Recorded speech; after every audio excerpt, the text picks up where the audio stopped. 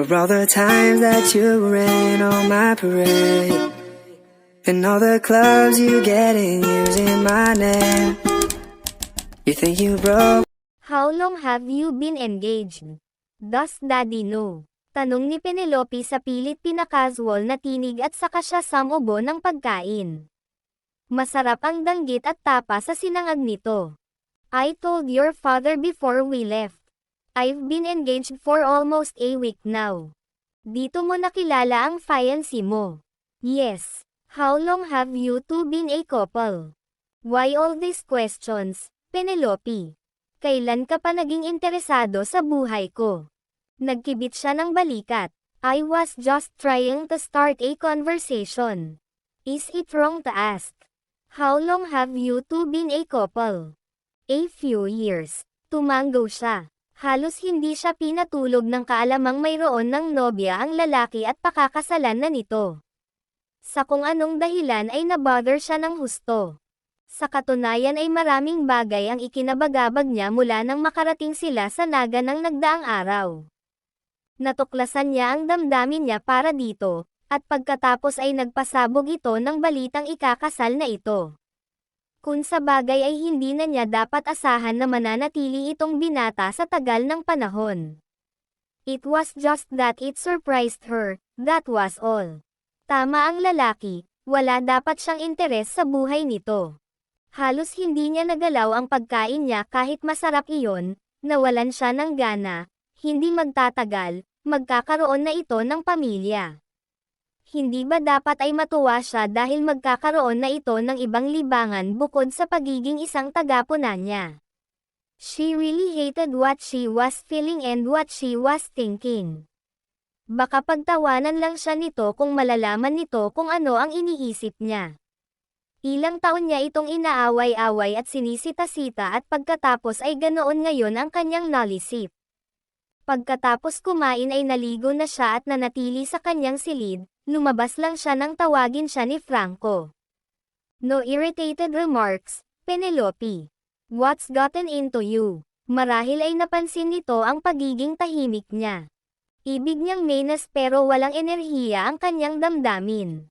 Bahagya siyang ngumiti. I want isang malaking punong mangga ay muli siyang nagtanong tungkol sa nobya nito at nalaman niyang wala pala ito sa farm, nasa Bahrain ito at namamasukan doon sa isang hotel.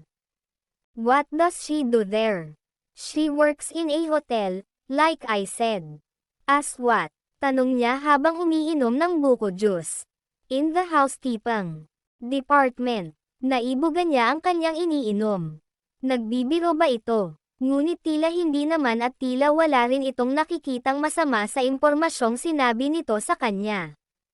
She's a chambermaid. Yes. Is there anything wrong with that? Hindi siya nagsalita. Wala siyang masasabing makatutuwa rito. Wala siyang pagtutol o pagdidiscriminate sa mga chambermaid pero parang hindi nababagay rito ang isang chambermaid. Why couldn't you help her start a business here or something? It's have tried several times, but she wouldn't accept my help. Ganoon siya, gustong sariling sikap. Masikap siya, napag-aral niya ang mga kapatid, at nakapagpundar na rin siya ng maliit na negosyo para sa sarili niya. Array. Hindi man nito sinabi ipinahiwatig, pakiramdam niya ay tinamaan siya sa sinabi nito. Siya na mayroong resources ay walang pagsusumikap. Para siyang nanghina. What the hell is wrong with you? Sita ng isip niya sa kanya. You realize you still have the hots for Mr. Desperado and you suddenly feel he will fall in love with you. Wake up. He is your enemy. Ganoon na nga lamang siguro ang dapat niyang isipin. Mayroon siyang nobyo na bigla ay naisipan niyang padalhan ng text message. Pero isang reply pa lang nito ay bored na siya. Naitanong niya sa sarili niya kung ano ang ginagawa niya sa buhay niya. She was already 29, and there she was, stuck in that place because her father thought she couldn't live by herself. Pahinga pa raw ng mga tauhan kaya nanatili muna sila sa ilalim ng puno kung saan sila nananghalian. Nag-internet siya gamit ang cellphone ngunit nabore agad siya kaya nilinggan niya si Franco. He was asleep beside her. Nakahiga ito, siya ay naka-lotus position sa lupa. Nagpasya siyang damapa at mga lumbaba habang nakatitig sa mukha nito. One day soon, a woman is going to say that this face belongs to her. She is going to wake up and see this face every morning of her life, and how lucky that woman would be. He's not so bad. He's not bad at all. Napasinghap siya nang magmulat ng mga mata ang lalaki. Nagkunwari siyang natutulog kaya ipinikit agad niya ang kanyang mga mata. Narinig niya itong malakas na tumawa.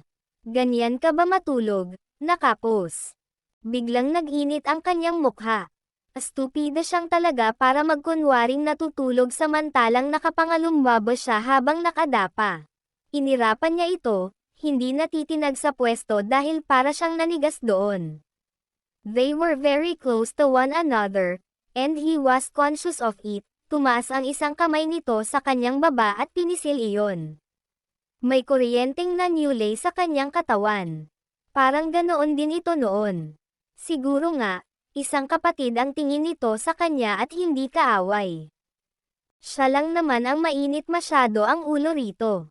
Ang tanging kasalanan nito ay ang pagsusumbong sa daddy niya tungkol sa kanya. It was understandable. She guessed he had always been sweet. Siya lang ang nagtulak dito palayo para hindi na ito maging malambing sa kanya. Hindi niya akalaing maaaring bumalik sila sa ganoon, ngunit hayon sila. Did he still see her as his sister? Probably. Ngumiti na lamang siya rito. Kahit ano pa ang tingin nito sa kanya, okay lang. Sa pagkakataong iyon, ibig lang uli niyang maramdaman ang paglalamang nito sa kanya. May kamukha kang artista, si Kristen Bell. Aniya, hindi lang iisang tao ang nagsabi sa kanya yun. Umiling ito. Elizabeth Taylor. I don't think so. Although I resemble what that old hag looked like when she was younger. Tumawa ito. Hindi Taylor, Ramsey. Pinandilatan niya ito, saka pinitik sa ilong. Tawa ito ng tawa. Hinawakan nito ang magkabilang kamay niya at sasadsad na sana siya sa lupa kung hindi siya nito hinigit patungo rito. Sa dibdib nito siya napadagan. Ngayon ay 3 pulgada na lamang yata ang layo ng kanilang mga mukha. His breath smelled of panotcha, their dessert. Ang mga paru-paro sa sikmura niya ay nagwawala na. At ang tanging gusto niya ay ang maglapat ang kanilang mga labi. Tumaas ang isang kamay nito sa kanyang pisngi, sinuyo iyon ng hinlalaki nito habang pinagmamasdan ang kanyang mukha. Nangamba siyang baka marinig nito ang pintig ng kanyang puso dahil sa lakas ng tibok niyon. Baka malaman pa nito kung gaano katindi ang epekto nito sa kanya. You're biting your lip, puna nito. Noon lang niya napansin iyon. Nakangiti pa rin ito sa kanya, tila giliw na giliw. Her heart kept skipping beats. Damn him. Ang tagal naman nitong paghintayin siya sa mga labi nito. Mesmerized by his lips, she gently touched them. Unti-unting nabura ang ngiti nito. Lumapit ang mga labi nito sa labi niya. Ipinikit niya ang mga mata habang naghihintay sa mga labi nito. Pero may kung anong bagay na biglang bumagsak sa bumbunan niya. Halos maduling siya sa sakit. Are you alright? Puno ng pag-aalalang tanong nito. What was that? Mangga. Let me see your head. Sinipat nga nito ang ulo niya. Nakita niya ang salarin, isang manggang hindi pa malaki. Hindi niya akalaing ganoon kasakit pala iyon kapag bumagsak sa ulo ng isang tao. Hinaypan nito ang ulo niya habang marahang kinukuskus iyon. Magkakabukol ka. Okay ka lang ba? Oo. Thank you. Nagkatinginan sila at sabay na nagkatawanan. The moment was gone, damn the fruit. Pero may iba pang pagkakataon. At balak niyang sa pagbalik nito sa Maynila ay siya na ang fiancé nito. Who knows? This is bad. This is really bad. Nasa kwadra ng baka si Franco kasama si Penelope. Nakaupo ito sa isang bangkito habang nakapaikot dito ang mga braso niya upang turuan ito ng tamang proseso ng paggagates ng baka. She looked at him, their eyes met. Now he was perspiring like hell. Ang tanging gusto niyang gawin ay ang hagkan ang mapupulang labi nito, ngunit alam niyang hindi iyon maaari. Bawal. Bawal na bawal sa napakaraming dahilan. Una, may nobya na siya at pakakasalan na niya ito pag-ul nito ng bansa. Pangalawa, off-limits si Penelope. Malinaw iyon sa kanya. Kahit parang nanlalabo na ang lahat, maliban sa mga labi nitong parang nang-aakit ng husto sa kanya. Naalala niya ang panahon na dumaan sa isip niya ang posibilidad na maging eksklusibong kanya ang mga labing iyon, at natuwa siya ng ilang saglit at inakala niyang may pagtingin ito sa kanya. Gaano na nga ba katagal iyon? 8 years ago, the night of her 21st birthday. Ang tagal na nagtalo ang isip niya nang sabihin nito sa kanya na may posibilidad na maging sila para lang mapahiya siya sa sarili nang aminin nitong isang taktika lang nito iyon. Tumanggi siya noon, sinabing kapatid lang ang turing niya rito sapagkat iyon ang dikta ng isip niya. Batang-bata pa ito noon, nagre-rebel, tila hindi alam kung ano ang gusto sa mundo. Batid niyang bibigyan lang niya ng alalahanin ang ama nito kung sakaling maging nobya niya ito. He was almost 30 years old at the time, too old for her. Mabuti at iyon ang naipas siya niyang gawin. He was able to save face. He had almost fallen for the sweet trap of that little witch. Ngayon ay may kailangan na naman ito sa kanya, kaya marahil tumataktika na naman ito. Ang problema ay parang gusto niyang patulan ang taktikang iyon. He needed a clear mind, which was an impossibility where the woman was concerned. Hindi niya kayang ikaila ang atraksyon niya rito. Was it born out of his desire to have her before? The desire that she stepped on. The truth that a 21-year-old woman child had almost conned him into complete and total manipulation when he was almost 30, accomplished, and as some people said, larger than life. Iyon siya sa maraming tao, larger than life. Lahat ng iyon ay salamat sa ama ni Penelope, sa ama nitong alam na ikakasal na Slya. Umaasa rin siyang ibebenta nito sa kanya ang ilang shares sa kumpanya. He loved the company with all his heart sapagkat umiikot na ang mundo niya ngayon sa kumpanyang iyon. He sighed inwardly, asking himself why he was willing to sacrifice all that he had worked hard for one single kiss. This was bad. Nagpa siyang umiwas sa peligro.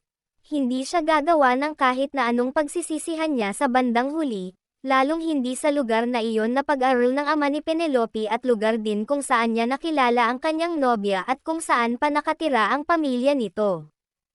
Tumayo siya. Good work. Sige lang. Alam mo na kung paano. Nabasa niya ang disappointment sa mga mata nito. If she was only acting, she deserved an award for it. Fill that can up. Meanwhile, I'll be outside. I see you. Tumalikod na siya. Iniisip na iyon ang tamang gawin.